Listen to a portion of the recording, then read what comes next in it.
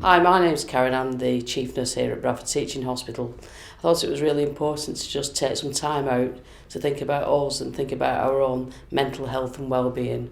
We're all really busy at the moment. We're all busy caring for our patients, our colleagues, our relatives and our neighbours. But actually, are we always taking time to think about ourselves and our own mental health and well-being? So I thought I'd offer some helpful, handy tips. So most people aren't seeing their family members at this time because of social distancing and isolation. So we just need to make sure that we remember to connect with others. It's not hard, but I forget it myself. Sending a text, a FaceTime call, a Skype call, making sure that we just speak to people and check in and keep in touch.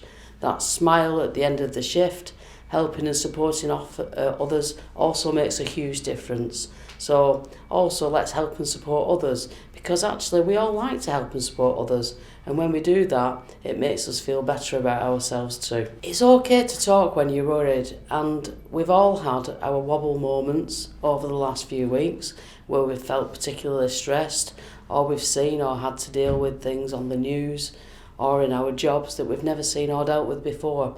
But actually, it's okay to talk. There's lots of people around the organisation that you can talk to, and lots of people will have your own support networks that at this time you need to use. It's good to talk.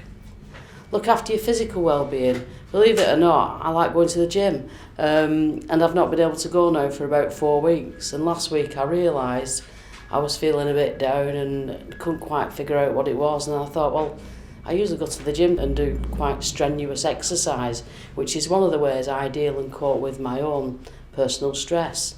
So I've made a promise to myself this week to make sure I get out more, go for a walk, get outside for that hour's exercise a day, because when you're out and about and when you're working, it's really hard sometimes to remember to do that bit of own personal care and exercise, which is also important. Another one that actually I'm not very good at keeping to the rules with is looking after myself in how I sleep. So, I'm terrible for having a cup of coffee late at night, or going to bed reading my Kindle, or looking at my iPad late. And actually, what we need to make sure is that we have a really good sleep pattern at this time as well, and get the recommended amount of sleep. And just think about, how do you get a good night's sleep? If you can take a nice relaxing bath, try to avoid screen time later on, try to avoid drinks with caffeine in them. And also, I was talking to somebody on just the other day and I said, did you have a nice weekend? And they sort of smiled at me and said, well, there's no such thing as weekends, because to some people, every day is a weekend now if they're not working. And then other people are moving on to 7-day-a-week working patterns that they've not done before. So we all need to reset our daily routine and think how we do that and how we still maintain. So if you're now working a Sunday when you didn't, how do you have your Sunday dinner with your family? And it's really important to make sure that we maintain how we are during the day. And think of things that we enjoy doing. So it's really easy to sit watching the news and looking at death rates going up nationally and in this country. But actually, there are some things that we should just really like doing. So, if you like doing painting or jigsaw puzzles. In fact, I've just bought an 800-piece 3D Downton Abbey jigsaw. So if nothing else, it will keep me very busy for at least the next 6 months, I think. And don't get too obsessed with looking into the future, because actually nobody really knows what the future's going to bring. We need to focus on today and think of today, and make sure that we take time to debrief ourselves and relax. Finally, and it goes back to the exercise and my promise to myself with saying I'm going to get outside for a walk. It's really good to feel the sun on your skin.